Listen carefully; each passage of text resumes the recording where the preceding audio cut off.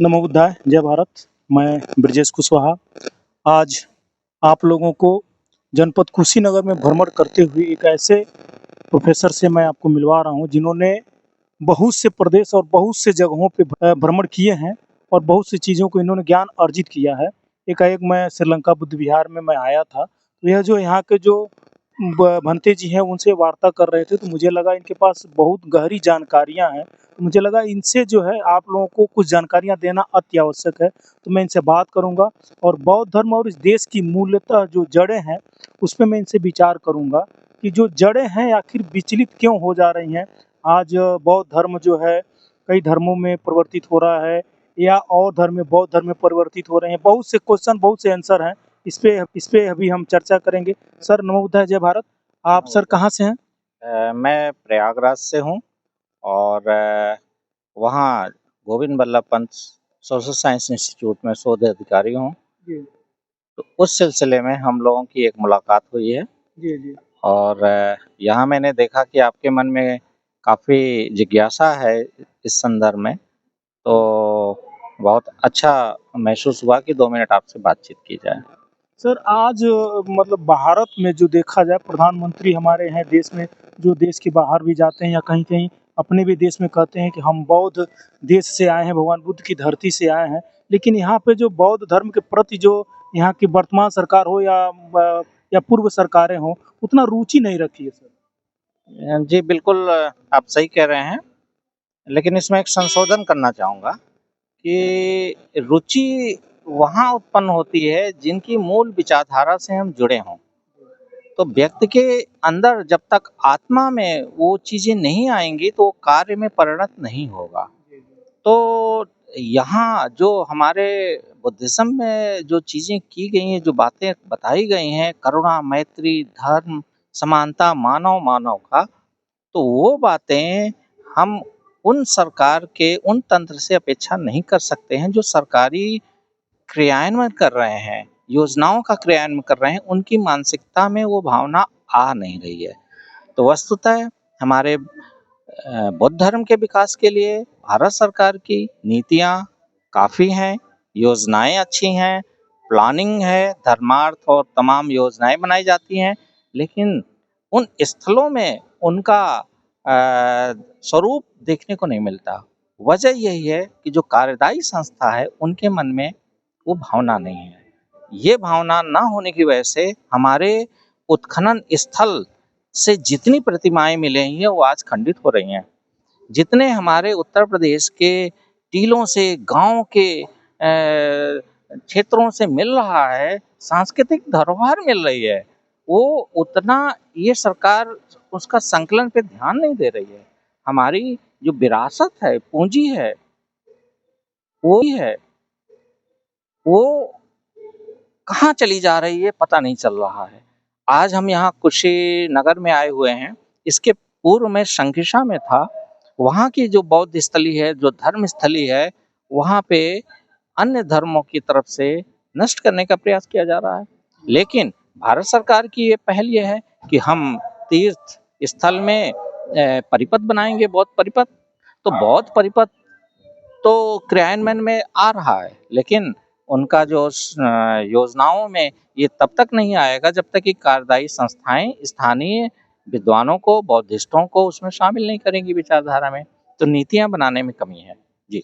Sir, अभी आपने जो संकिसा का नाम लिया, तो मैंने बहुत सी वीडियो वहाँ पे बनाया है और वहाँ की मूल चीज़ों को हमने चैनल पे डाला हुआ भी है, लोग देखते भी हैं और वहाँ जिससे कि बहुत सी चीज़ें परिवर्तित हो रही है। आपने सही कहा कि वहाँ पे अतिक्रमण हो रहा है, लेकिन वहाँ पे बाहर के गेट के जैसे हम अंदर जाते हैं, तो एक उत्खनन में जो मूर्ति निकली हुई है, जो गज का, वो भी टूटा हुआ है। लेकिन उससे ठीक पहले हम देखेंगे तो भगवान बुद्ध होते हैं और छतरी लगाए ब्रह्मा और इंद्र का कुछ ऐसे करके संग चलता है। तो क्या कितना सत्य है? देखिए, बिल्कुल सही बात है। वहाँ पे जो संकिसा में एक उत्खनन स्थल मिला है, टीला मिला है। टीला में हमारी धरोहर थी, तो वहाँ पे देवी प्रतिमाएँ वहाँ रखी गई हैं। वो हो सकता है वहाँ की ग्रामीण में मानसिकता में वो जगह हो। जी। दूसरा जो आप कह रहे हैं कि संकिसा का नाम बदलने की कोशिश हो रही है, तो संकिसा की जो पहचान है बुद्ध धर्म से है, सभी लोग जानते हैं।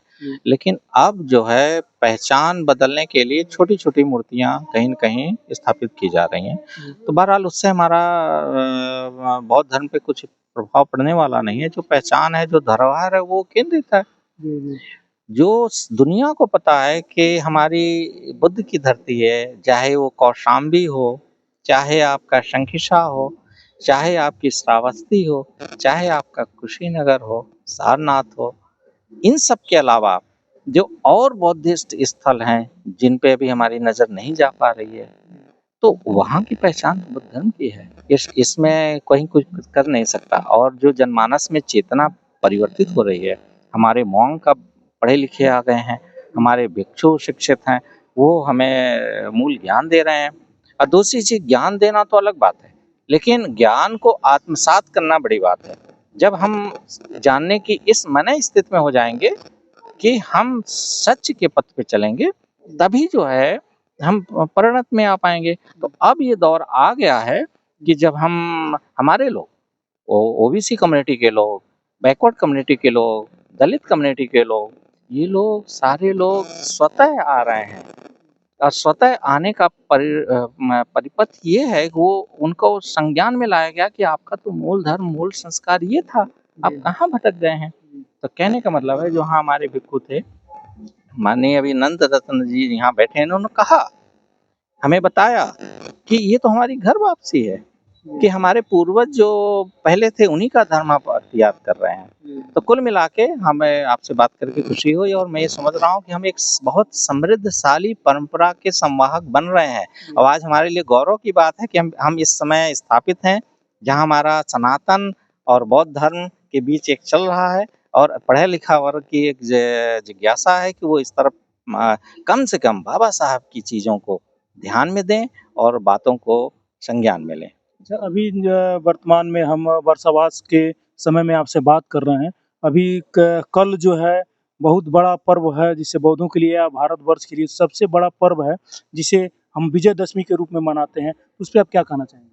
जी, विजयदशमी विजयदशमी का नाम आपने लिया, तो मैं इनके केंद्र में जाना चाहूँगा। तो आपको कहूँ कि विजय पर्व तब मनाया जाता है जब हमारी संस्कृति में कुछ परिवर्तन और या फिर हमारी भावनाओं में परिवर्तन का कुछ संदेश मिलता है।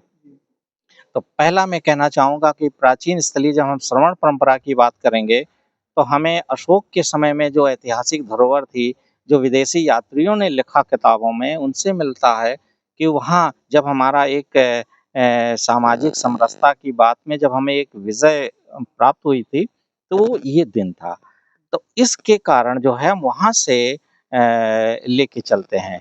दूसरा कि हम इससे बाबा साहब का पर्व के रूप में देखते हैं, जिसको हम अनुवर्तन कहते हैं, जो नागपुर में 1956 में हुआ था।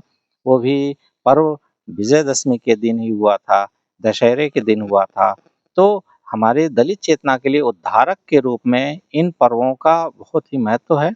और ये इसलिए है कि हम अपने को ज्ञान को बढ़ाएं, हम अपने की समृद्धि को बढ़ाएं, और अपनी विरासत को समझें, जानें, आगे बढ़ें। तो ये जो हमारे पर्व हैं, बहुत ही हमारे समाज के लिए प्रेरणादायक पर्व हैं। अभी विजयदशमी के अवसर पे आप जो है पूरे देशवासियों को क्या संदेश देना चाहेंगे? ये शांति, मैत्री का जो भावना रही है बुद्ध धर्म की, मैं यही कहता हूँ कि हिंदुस्तान अपना है, भारत अपना है, और इसके पहले हम अपने राष्ट्र के लिए जितना भी योगदान कर सकें, धर्म हमारे उन्नति के लिए है। चाहे हम किसी धर्म में रहें, उन्नति के लिए है। तो परिवार में समृद्धि आए, लोगों में समृद्धि आए, देश की समृद्धि आए, तो शांति एकता बना रहे। तो विश्व शांति के संदेश में करुणा मैत्री को, महामानव के विचारों को अख्तियार करें, यही हम कहना चाहेंगे। बहुत बहुत धन्यवाद। आप लोग प्रोफेसर साहब को सुना। प्रोफेसर साहब का जो लास्ट वर्ड रहा, शायद पूरे शब्दों पे भारी रहा।